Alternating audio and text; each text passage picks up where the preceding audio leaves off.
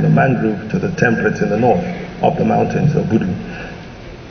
But beyond that, we are notably friendly, welcoming, hospitable people. So we thought, my reminder is coming, 5 minutes left.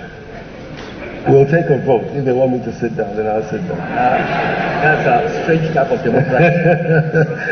Okay, I'll round up.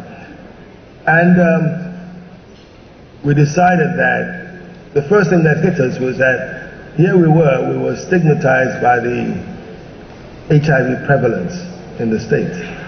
We had the highest occurrence of HIV in Nigeria at the time, about 12.5%. So we needed to deal with that. When we were told, of course, the first reaction is denial. But when we addressed it, we are on record to have half that number, the steepest drop in record by the WHO. We halved it in 18 months from 12.5 to 6%. Now the point here is that we do have the ability to make things happen when we're determined to make things happen. We sold it as a safe haven, a clean place, a welcoming place. We regulated our hotels. We made sure that the hospitality industry was not just for anybody. It was for discerning and proprietors who saw it as a long-term investment, and we gave them a lot of support. For instance, I insisted, let me not use I, we insisted that in every hotel, because of the prevalence of HIV and the awareness we wanted to create, in hotel rooms you would have condoms on one side. Of course, the Christian Association of Nigeria kicked, because in most hotels they have the Gideon Bible on the other side. So we had to reach a compromise. We said, okay, keep the Bible on the right and keep the condoms on the left.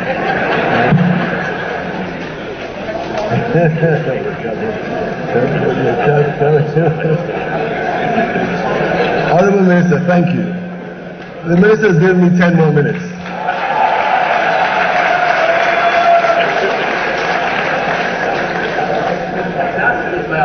Of course.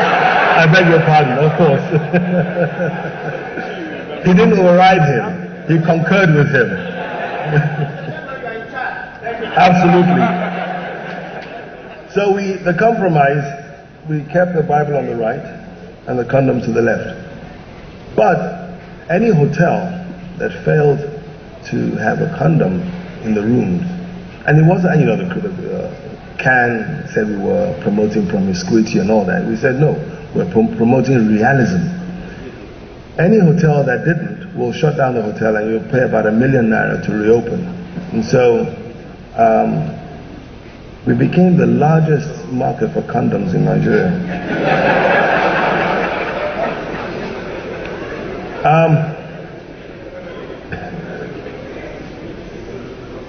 Now, it's easy to talk about tourism as one industry. It is not. It is multifaceted. The Ministry of Culture, Information and Tourism is at best a coordinating ministry. It is not the ministry in charge of tourism, because it cannot be. For instance, one of the biggest problems you have coming to Nigeria is getting a visa, and it's not under the control of the Ministry of Tourism. We had a debate on this in my time, and Ayu, who was Minister of Internal Affairs at the time, thought I was insane when I suggested that visas should be given at the airports, right? And if you're a criminal, then we should have your data. We should share data with other countries. But you come to the airport and you have a short accommodation, we should give you a visa. Besides, the people we should be worried about have free entry into Nigeria, the West Africans. You're not worried about people who come from a country with a high income bracket. You're worried about people who come from equal or below your income bracket. And in West Africa, we're the top dogs here. So those who we should be worried about, we have a protocol that allows them to come into Nigeria freely. Now, If folks from Western Europe were going to say Kenya, they don't need a visa. But if we from here are going to Kenya, well, they give Nigerians at the entry point. But in some instances, they don't. In some countries, don't have that advantage. So it has to involve a lot more than just this ministry, although this is the ministry that should coordinate all that. Honorable Minister, distinguished ladies and gentlemen, I think we need to revive the National Tourism Commission again. It should be chaired by the President. It should, if I may suggest a few ministries that should be involved, it should have the Ministry of Internal Affairs, Ministry of Works, Health, Education, Aviation. The Inspector General of Police should be involved. The Minister of Foreign Affairs, Transport, select state governors, and sector leaders. But to show the importance, it should be chaired by the President himself. We've had it in the past, right? I would urge you, Honorable Minister, to see how this could be revived. Because it will require the bully pulpit, right, to get things done. It's difficult today, understanding the psyche of governance, to say, oh, you don't need a visa to come to Nigeria, because the folks in Ministry of Internal Affairs will quickly say to you, well, you need a visa to go to the United States, you need a visa to go, so it has to be reciprocal. No, right? It doesn't have to be. You have no point to prove by doing that. We are the ones that want something, not them. So encourage them to come. You can't come in and not spend something. Someone is going to benefit from that visit. And we need to encourage it, because the biggest thing that plagues us today is unemployment. And there is no way we can formally employ the teeming millions. We brag about being 170 million, but these 170 million poor people have very little economic value. Now, I want to close now. Let me just take a few things we did. One, we decided that we're going to develop the ranch for ecotourism. Fortunately, it's in the northern part of the state. It's unique. It's in a mountain, 1,575 meters high. So it's very, very unique. The challenge for the ranch was getting there. So we built an airstrip, and we had 3 flights a week going to the ranch. But it was wonderful because it was always full. I had visited the ranch as governor and I couldn't get accommodation. I had to go squat. And that was a good thing. And it changed the livelihood of people in the neighborhood. You know, they started building. In fact, the challenge we had was containing them. Houses sprung up left, right, that regulation. So we actually had to move them, open a department of planning up on the ranch. They had several jobs. We got them into bee farming because we created this beautiful environment. We encouraged people who had disposable income to come, but you don't want them to come and there's such a disparity of rich and the poor. So we needed to raise the living standards to a certain minimum. So what did we do? We decided that we're going to give each family, we did a census of the families, each family 50 hives.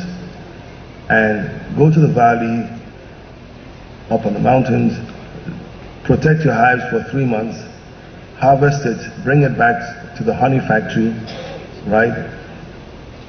And families started earning an average of about $500,000 naira a year. That also brought its own problems. The problem was that too much money in such a short time, we needed to manage that. And it was a thing of joy to see. You see people who are working there, cutting grass with a phone in their pocket, answering the phone and cutting grass or picking flowers and all that. The level, their aspiration had changed. And I think the reason why we seek leadership is to up the ante, to make our people aspire for loftier things. And so they started seeing that. By the time we added the cable car and all that, cable car became such a regular form of transportation that it didn't mean anything to them. But after a while, but at the beginning, it was like a fairy tale thing. So in other words, their aspirations had changed. They were watching DSTV, they were doing this, they were doing that. And I remember a chap coming to me and telling me that the school in the neighborhood wasn't good enough for his son, that he wanted his son to go somewhere. And I said, your son can go anywhere as long as you can afford to pay for it. And surprisingly, this is a typical village man. He was able to send his son to one of the most elitist schools in the neighborhood. But this is what I think we also should do. Then we also decided, we talk about, we have primates in Cross River. We have a unique species of gorilla called the Cross River silverback. Although most of it is found in Cameroon, because they found that they are bushmeat in Cross River, but they are more better. So they drifted. There are no borders for those animals. But one thing we have very unique are the drills. And recently CNN carried a feature on the drills in Cross River, because they're almost extinct everywhere else except Cameroon. The preponderance actually is in Cross River and in Equatorial Guinea. So we built a canopy walkway to encourage people, and at that time it was, I think, the second longest canopy walkway in the world. And you know that literally 3/4 of Nigeria's forest is in Cross River State. Then of course the big story is Tinapa. But before I get onto that, I want to talk about the carnival. The carnival wasn't started by me, actually. It was started by my wife, but I take the glory.